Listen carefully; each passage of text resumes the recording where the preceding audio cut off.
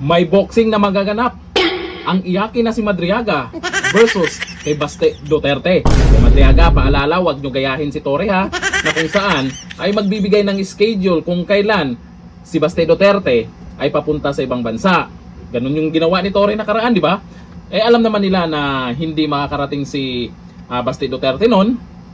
Ang ginawa ni Torre, champion. Dapat ang schedule ay yung mapagkasunduan ng dalawa kung talagang matapang kayo ha. Iyaking Madriaga. Ang tanong dito ng mga netizen, makikiepal kaya si Torre sa isyung to? O, ayon po dito sa post ng Abante Radio, Baste versus Madriaga, hindi inurungan ni Ramil Madriaga ang tinaguroang bagman ni VP Sara Duterte, bagman daw, ni VP Sara Duterte, ang hamon ni Davao City Mayor Baste Duterte, nasuntukan.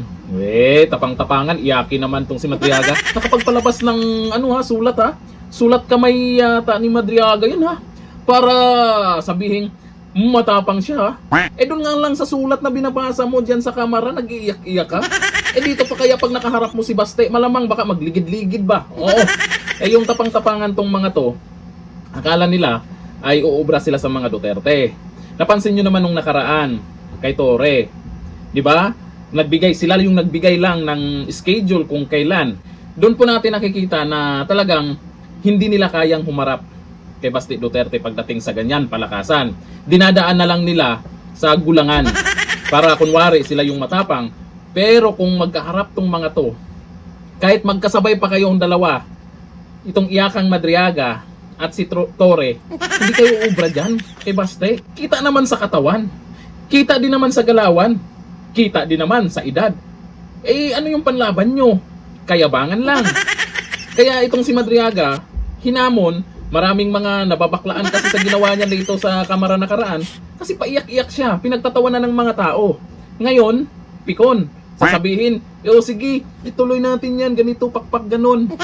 Tapos ito ang nakakatuwa. Yung mga naniniwala kay Madriaga, may mga nakasuporta kay Madriaga ngayon, mga anti-Duterte. Mayroon dyan, may nabasa ako, kilala ko, loyalista, na sumuporta sa Madriaga. Ibig sabihin ba, naniniwala talaga kayo kay Madriaga? Naniniwala talaga kayo doon sa pinagsasabi niya? Doon sa inilabas niyang painting, naniniwala talaga kayo? Naniniwala talaga kayo sa inilabas niyang, yung cheque ba yun? Naniniwala ba kayo doon sa sinasabi niyang may bangko daw sa isang lugar na hindi naman natin nahanap kung may bangko ba doon? Naniniwala talaga kayo kahit doon sa iyak-iyakan niya?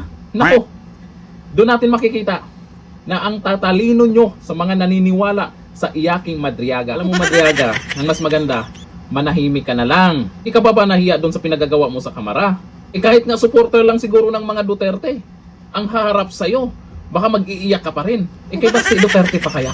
O ayon dito sa nagkomento, sabi ni Richard, iyakin ka naman, gumawa ka na naman ng ikukwento mo. Sabi ni Richard. Tapos dito sa balitang to, marami na namang naka-laugh react. Malamang, siyempre, sulat ni Madriaga yung nakapost dyan. Sino ang pinagtatawanan? Malamang, Madriaga na naman. Sikat na sikat ka na.